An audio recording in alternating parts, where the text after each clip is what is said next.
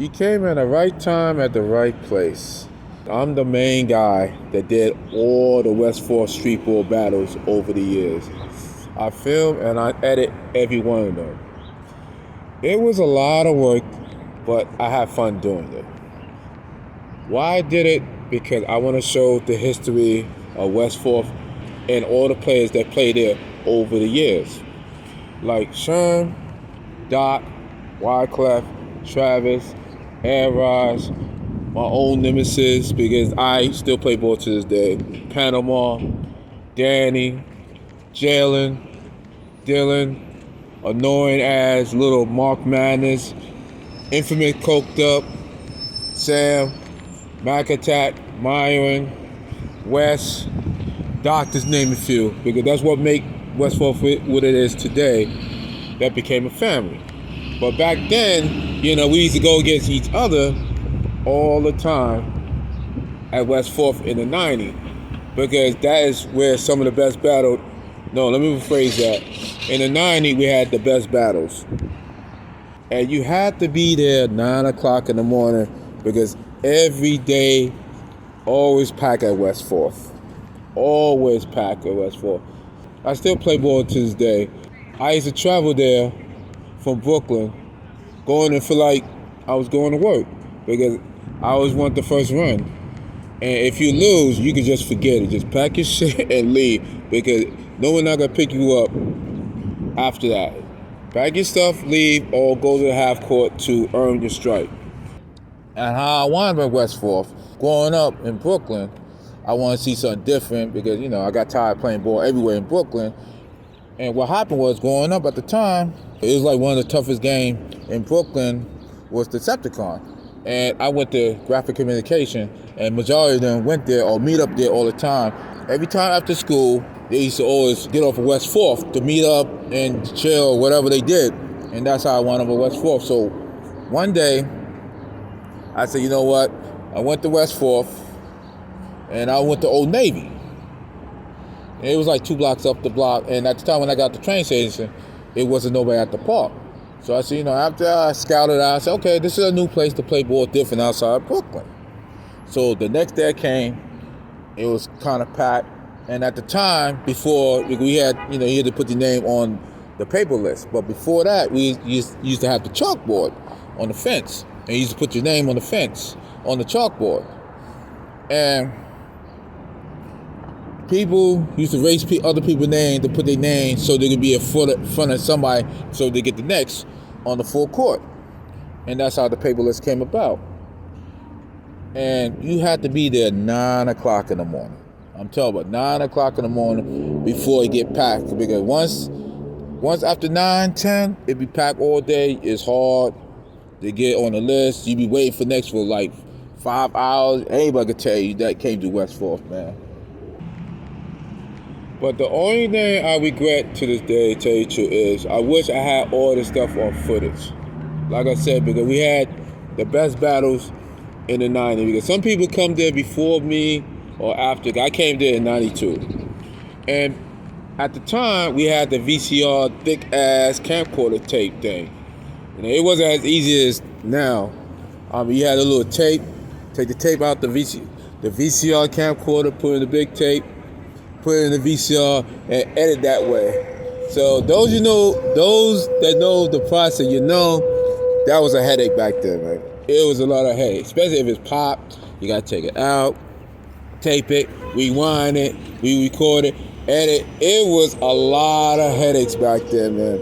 But now, 40 years later, digital came in, and it's the best thing ever, man. It make it easy for everybody now, because now you could film it with a camera, or you could just film it with your phone now, and you can take the memory card out and edit on the computer, which digital make much easier now.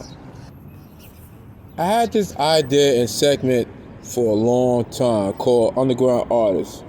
I wasn't even thinking about doing it until I came across an up-and-comer street baller that came on the scene and ran over everybody, always going to the hoop, at last year West 4th, 2022. And because of him, that's what made me came with his idea. Because I saw a lot of, artists and stuff like that. And like I said, it called underground artists. And, I want to show people, exposure, because it's never done before.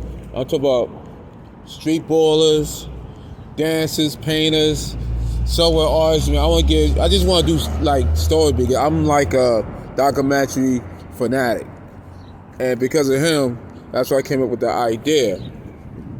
This is his idea. I wasn't even thinking about doing it, man.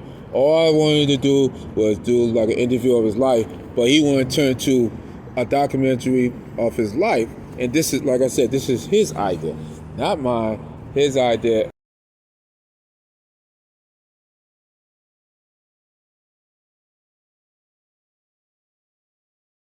Green, aka House or Bolo, that everybody call him by, from playing basketball. 32 years old, a Harlem native, born and raised in the same household with his mom and pops and 3 other brothers.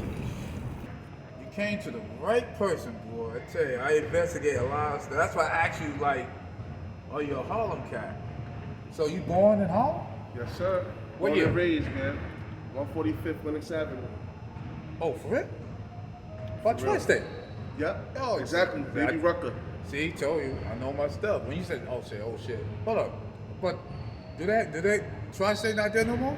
Nah, Tri-State's still there. Mousie's still doing his thing over there. Shout outs to Mousie.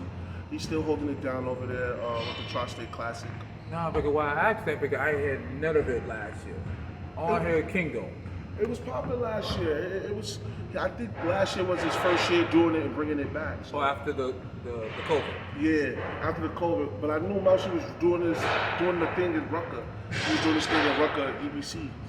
Yeah, of course. But Fat Joe, I know that. Yeah. So you was born away in Harlem. Yeah. So you got brothers and sisters? Yeah, I got 3 brothers. 3 brothers? Yeah. No sisters? No sisters. So let me guess.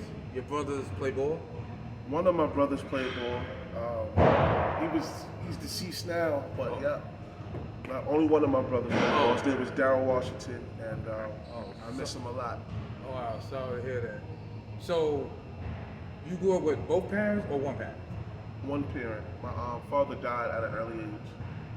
Oh, so that's why I asked. I kind of figured you probably grew up with your mom. Yeah. So you grew up with your mom, though? Yep. And she was strict? Definitely strict. Definitely one of them old school parents, you know what I mean? Gotta bring home good grades, gotta do your chores. I couldn't play ball without doing those things, so yeah, she was definitely strict. But she was a sweetheart. But she's not from the South? She's from Baltimore. That's why I asked the question. I She's knew from Baltimore. I knew it, because same thing with me, these people, these parents over from down south, they are strict and they rules, I'm telling you, man. And let me guess, your mom ruled the house with iron fist. She definitely did. His father was well known through Harlem for 2 things: playing basketball and a black belt in karate.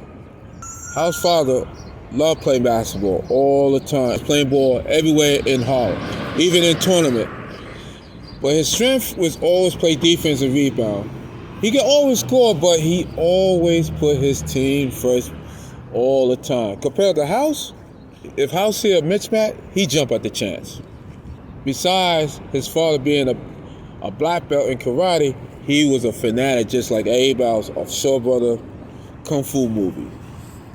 Y'all don't know who Shaw Brother is? Shaw Brother back in the day, King on Channel 5. It used to always come on 3 to 5 or sometime after Soul Train.